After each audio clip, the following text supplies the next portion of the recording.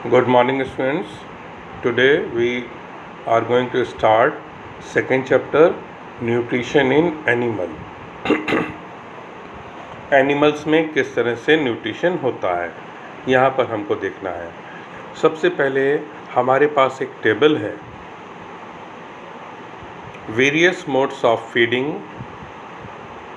In the following animals.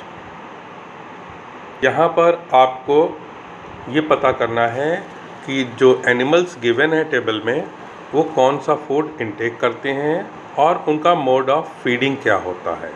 यहाँ mode of feeding में देखिए नीचे आपके सबसे इम्पॉर्टेंट टर्म दिए गए हैं, scraping, chewing, brewing, capturing and swallowing, sucking etcetera. इनको ज़रा समझ लीजिए। स्क्रैपिंग मोड का मतलब होता है कि फूड आइटम को कुतर कुतर कर खाना। जैसे आपने कॉकरोच को देखा होगा, टर्माइट्स हैं, स्नेल हैं, ये फूड को कुतर के खाते हैं, तो इनका मोड ऑफ न्यूट्रिशन स्क्रैपिंग होता है। चिविंग मीन्स फूड को चबाना।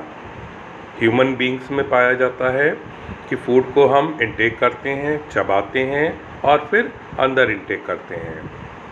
ब्रूइंग मेथड होता है कि फूड पर थोड़ा सा सलाइवा डाल देना, कोई लिक्विड डाल देना और फिर उस लिक्विड को सक कर लेना। That method is called brewing, जो हाउस फ्लाई वगैरह में पाया जाता है। हाउस फ्लाई जब फूड के ऊपर बैठती है तो थोड़ा सा सलाइवा उसके ऊपर गिरा देती है और सलाइवा के साथ उस फूड को सक कर लेती है। ये मेथड होता है ब्रूइंग। कैप्चरिंग, फ्रॉग में आपने देखा होगा कि इंसेक्ट को वो अपनी टंग से कैप्चर कर लेते हैं।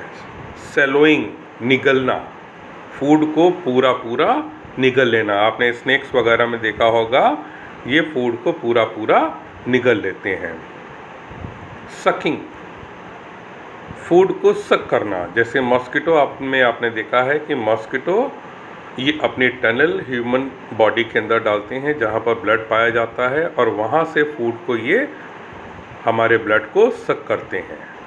तो इन मेथड के बेस पर आपको इस टेबल को कंप्लीट करना है कि इन एनिमल्स में कौन सा मोड ऑफ फीडिंग पाया जाता है। नेक्स्ट बहुत इम्पॉर्टेंट है, डाइजेशन इन ह्यूमन डाइजेशन को हमें समझना है कि ह्यूमन डाइजेशन क्या होता है। इसके लिए देखिए सबसे इम्पॉर्टेंट है आपका ये diagram, human digestive system. Human digestive system में आप ये देखोगे कि कैसे फूड हमारा बॉडी में पहुंचता है और कौन कौन से हमारे बॉडी में पार्ट्स पाए जाते हैं जो फूड के डाइजेशन में हेल्प करते हैं। यहाँ पर आप देखिए स्टार्टिंग में सबसे पहले फूड हमारा माउथ में पहुँचता है। माउथ में पहुँचने के बाद फूड को हम चबाते हैं अपने टीथ और टंग की हेल्प से। फूड को बहुत देर तक चबाया जाता है, जिसमें फिजिकल डाइजेशन स्टार्ट होता है।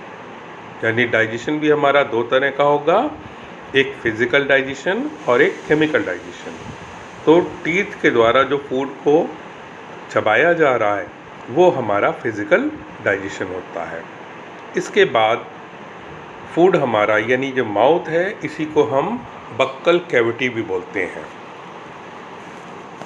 बक्कल कैविटी के बाद फूड हमारा एक लॉन्ग ट्यूब ओसोफेगस, इस ओसोफेगस में पहुंचता है और इससे होता हुआ फूड ये हमारा स्टमक में आ जाता है, जहां पर ऑलरेडी पूरा स्टमक एक तरह के लिक्विड जिसको हम गैस्ट्रिक जूस कहते हैं उससे भरा रहता है।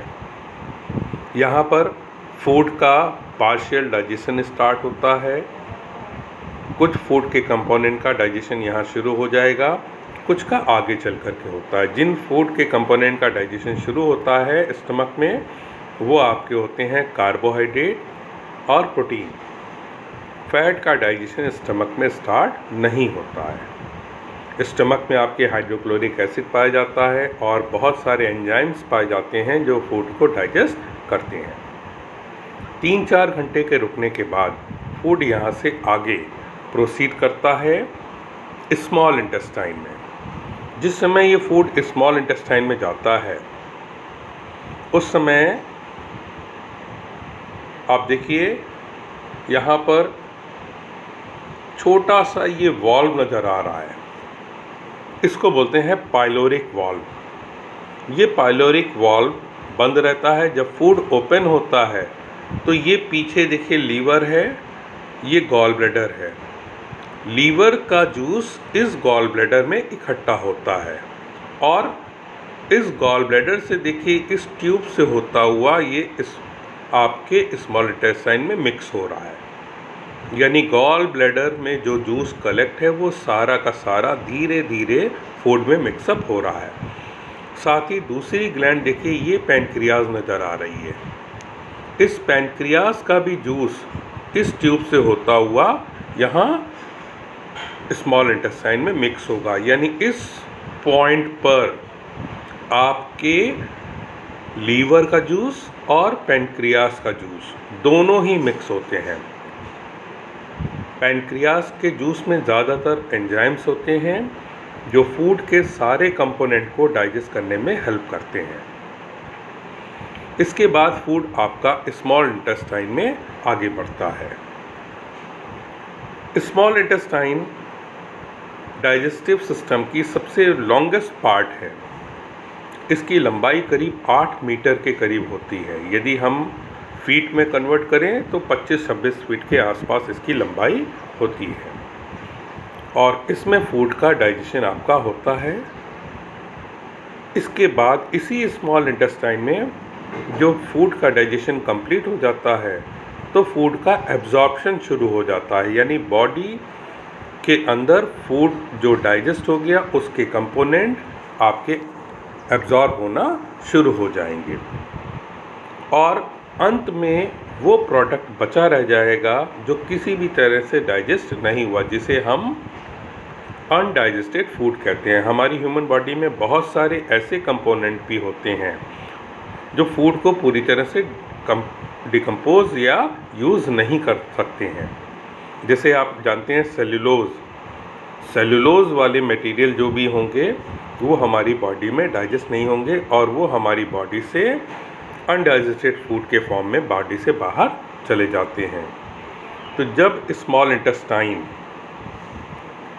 सिर्फ अनडाइजेस्टेड फूड आपका लार्ज इंटेस्टाइन में पहुंचता है तो यहाँ पर देखिए इस जगह पर ये जॉइंट आपको नज़र आ रहा है कि फूड स्मॉल इंटेस्टाइन से लार्ज इंटेस्टाइन में ट्रांसफ़र हो रहा है और यहाँ से ये फूड हमारा ऊपर की तरफ शिफ्ट होता है। इसी लार्ज इंटेस्टाइन में आप नीचे की तरफ एक छोटा सा निकला हुआ पार्ट देख रहे हैं, ये अपेंडिक्स है, वर्मीफॉर्म अपेंडिक्स।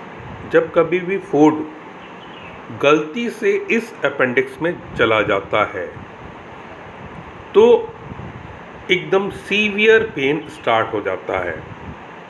पेशेंट को तुरंत डॉक्टर के पास ले जाना पड़ता है और डॉक्टर तुरंत ऑपरेट करके इस अपेंडिक्स को काट करके अलग कर देते हैं।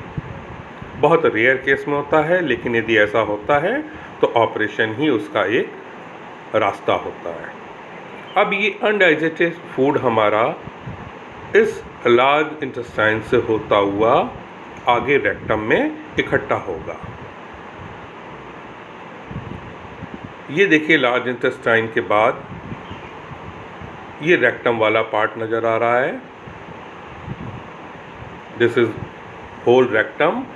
यहाँ पर फूड आपका अनडाइजेस्टेड फूड इकट्ठा होगा।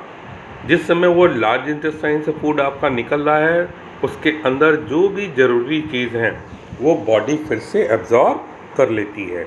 जैसे वाटर है उसमें अनडाइजेस्टेड फूड में, उसको बॉडी एब्जॉर्ब कर लेती है और मिनरल्स वगैरह भी जा रहे हैं तो बॉडी उनको एब्जॉर्ब कर लेती है और उन एब्जॉर्ब करने के बाद फिर वो रेक्टम में कलेक्ट कर देती है थोड़ा सा म्यूकस उसके ऊपर लगा करके, यानी अनडाइजेस्टेड फूड यहाँ पर म्यूकस के फॉर्म में, म्यूकस कवरिंग के साथ इस रेक्टम में स्टोर रहेगा, जिसे समय समय पर बॉडी एनस के द्वारा बॉडी से बाहर निकाल दिया जाएगा। इस तरह से ह्यूमन में डाइजेशन कंप्लीट होता है। थैंक्स।